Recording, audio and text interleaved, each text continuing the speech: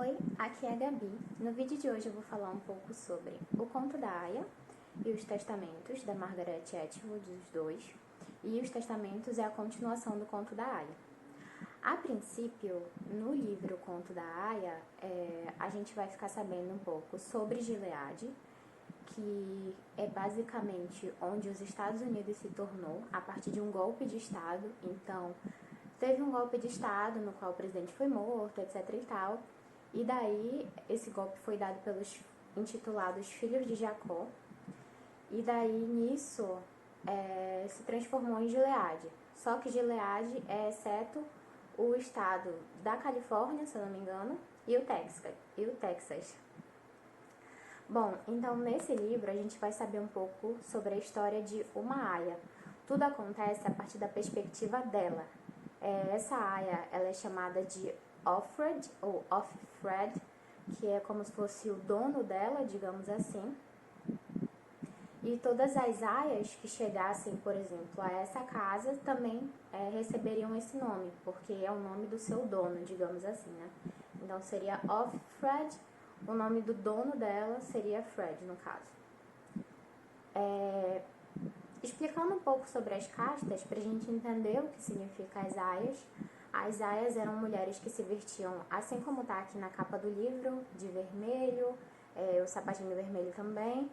E isso daqui é como se fosse uma espécie de cabresto que existe nos cavalos, por exemplo, que impede que eles olhem para os lados. Então, elas andavam de cabeça baixa, basicamente não tinha como olhar o rosto delas. E elas pareciam muito umas com as outras, né? Então, as aias eram uma das personagens, digamos assim, das castas que existiam em Gileade.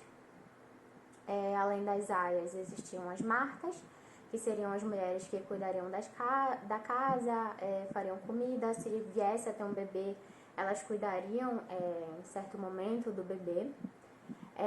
As aias, como eu já falei, que são mulheres voltadas para a procriação, então elas são apenas para dar um filho à família.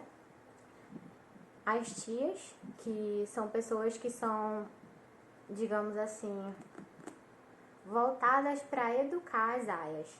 Então, elas têm certa dose de poder aí nesse regime de Gileade, mas a gente tem que lembrar que em Gileade as mulheres sempre são inferiores aos homens, independente de qualquer coisa.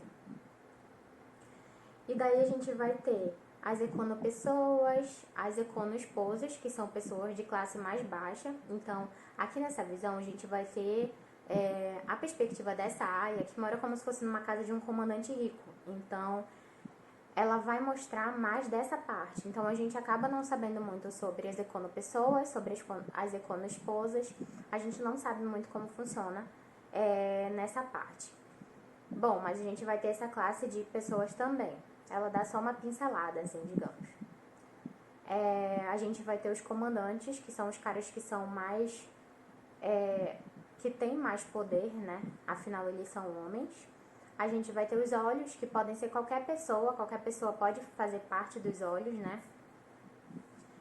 Que eles são responsáveis por saber de tudo, digamos assim. A gente vai ter os guardiões, que é como se fosse uns serviçais da casa. Não sei se eu posso colocar dessa maneira, mas, por exemplo, eles dirigem o carro, levam as esposas para onde elas têm que ir e tal. E a gente vai ter os anjos, que também fazem parte dessa classificação aí de pessoas que estão abaixo dos comandantes, mas de qualquer forma eles são homens. E nessa sociedade de Gileade, a palavra de um homem também vale muito mais do que a palavra de uma mulher. Bom, então agora que a gente já sabe um pouquinho das castas, a gente consegue entrar mais ou menos na história desse livro. A aia aqui, né, que é chamada de Offred, dá a entender que o nome dela é June, mas não tem como saber 100%, porque isso não é esclarecido bem. E daí ela chega na casa desse novo comandante, mas antes ela tinha uma vida, né? Então, ela conta um pouco sobre como começou o regime de Gileade, porque ela já tem cerca de 33 anos.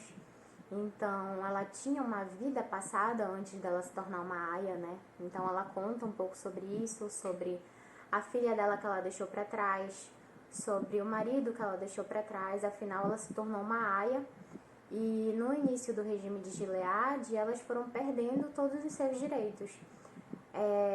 Seus direitos de ter uma conta, todo o dinheiro que elas tinham no início, quando começou a se transformar em Gileade, foi transferido para a conta de um homem. E ela não teve acesso à sua filha, ao seu marido, à sua família anterior. Então, tipo, é uma situação muito complicada e é uma situação que tu se vê ali, né? Todo livro é um exercício da empatia. Então, se colocando no lugar dessa personagem, já se tem muitas dores, né? Porque ela se tornou uma mulher só para procriação. E daí, essa procriação dessa aia, né? Ocorre numa situação em que elas são estupradas, basicamente, pelo comandante da casa para gerar um filho. E por que existem as aias? Bom, há várias teorias, digamos assim, de que os homens, na verdade, de que as mulheres se tornaram inférteis e que por isso apenas algumas escolhidas, né, que no caso são as aias, se manteram férteis. Então, elas têm o objetivo de continuar ali a sociedade.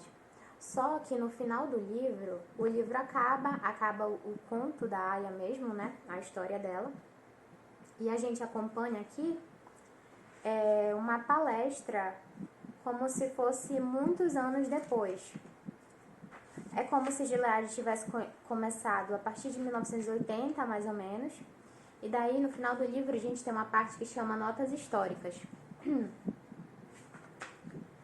E daí, é um simpósio que ocorre sobre estudos gileadianos. Então, é como se Gilead tivesse acabado há muito tempo antes. E daí, ele fala um pouco... Esse simpósio ocorreu em 2195. Então, tipo, são muitos anos depois. E daí, eles trazem algumas teorias de como que isso ocorreu, das mulheres começarem somente as aias a terem a chance de procriar, né? Porque tinha algumas esposas que eram capazes de procriar, eram capazes de ter filhos, algumas econesposas, por exemplo, mas nem todas. Mas vem na teoria dessas notas históricas em que eles abordam um pouco sobre talvez não ser isso. Na verdade, é possível que as mulheres eram sim férteis. E o problema maior eram dos homens, devido a um vírus que foi criado para atacar a Rússia, mas na verdade é como se possivelmente esse vírus tivesse atacado esses homens também, sabe? É um vírus específico lá, uma variante da sífilis. Então, tem uma hora aqui que ela vai ao médico para ver como tá a saúde e tal. E daí o médico fala que ele podia, né, ter relações com ela para ter um filho, porque na verdade as mulheres eram férteis sim, o problema era com os homens. Então não importa como tentasse, o problema era do homem. Só que numa sociedade patriarcal e teológica como era Gileade, isso não era visto com bons olhos, digamos assim. Então a mulher sempre era a culpa da mulher, né? Bom, então a gente tem essa perspectiva aí dessa aia, né? Ela conta um pouco sobre a história dela, só que fica algumas pontas, pelo menos na minha opinião. Teve gente que já ficou satisfeito apenas com o conto da aia, tanto que a Margaret Atwood escreveu esse livro aqui 35 anos depois. Então teve gente que estava muito satisfeito apenas com a história dela, só que a gente acaba não sabendo muito sobre Gilead em si, sobre as outras castas e sobre a perspectiva de outras pessoas, porque, por exemplo, as tias também eram mulheres nesse regime, então elas eram inferiores, mas elas tinham sua dose de poder e elas usavam esse poder contra as mulheres. Então, nesse outro livro aqui, que dá continuação a esse, é muito interessante porque a gente vai conhecer uma outra classe de mulheres, que são as pérolas, que se vestem mais ou menos assim. E a gente vai ter a perspectiva de uma tia, que é uma pessoa que tinha certo poder em Gileade, que torturava mulheres, que ensinavam elas como serem aias, etc. Então, trazendo essa nova perspectiva, é interessante ver como as coisas vão se desenrolar aqui nesse livro. Eu particularmente consegui andar muito mais na leitura com esse livro aqui do que com esse. Esse daqui eu tava meio que enrolando um pouquinho, mas é um livro muito bom. Mas esse daqui com certeza eu dei 5 estrelas, apesar de algumas ressalvas. E nesse livro aqui traz a perspectiva de 3 pessoas. 2 meninas e uma tia. E daí, esse livro aqui são 15 anos após a história desse daqui. Então a gente começa a ver a parte do declínio de Gileade, como isso aconteceu. Dá a entender, no final do livro, que Gileade veio a acabar, digamos assim. Mas não tem uma perspectiva 100% confirmada, sabe? Minha câmera acabou a memória e daí eu tive que regravar agora essa segunda parte. Bom, continuando, então dá a entender que Gileade acabou mesmo. E a gente conhece uma outra casta, uma outra classificação de mulheres que são as pérolas, que se vestem assim, de verde. E daí elas vão a outros países como Canadá, México, para chamar as pessoas a Gileade, né? Mas na verdade muitas estavam tentando fugir desse regime, né? Afinal era muito pesado, principalmente para as mulheres. As mulheres sofriam muito em Gileade, né? Elas eram torturadas, elas sempre eram vistas como inferior. Fala um pouco aqui sobre... assim, essa história aqui dentro desse livro fala sobre uma tia e 2 meninas. Uma dessas meninas cresceu em Gileade desde pequenininha e outra menina foi levada ao Canadá, mas oficialmente ela seria um bebê de Gileade, digamos assim. Então, a perspectiva da menina que nasceu em Gileade é um pouco diferente, porque a gente lê o conto da Aya e pensa que é tudo muito horrível. Mas a menina que nasceu em Gileade conta como ela foi amada pela mãe dela, como ela teve uma infância de paz, digamos assim. Então, trazer essa nova perspectiva é muito esclarecedor para o leitor que leu o conto da Aya ou assistiu a primeira temporada da série. Então, foi assim, pra mim, essencial que tivesse esse segundo livro, sabe? E foi muito perfeito porque ele encaixa muito as pontas que faltam em O Conto da Aya. Lembrando que isso é tudo na minha opinião. Então, trazer essas perspectivas foi muito esclarecedor pra mim, sabe? Pra entender o regime como um todo, pra entender como as pessoas dentro encaravam tudo isso. E como algumas pessoas apoiavam mesmo o regime, né? Apoiavam cegamente, assim. Pra gente que tá de fora, ou para as pessoas de outros países, enxergavam Gileade como uma prisão. Mas muitos ali, né, até mulheres que eram excessivamente teocráticas, digamos assim, elas enxergavam Gileade como uma bênção, como uma cidade de Deus realmente. Então, enxergar as coisas de outras perspectivas foi muito importante. Pelo menos eu achei, né? Eu achei muito bom, tanto que eu gostei bem mais desse livro do que eu gostei desse.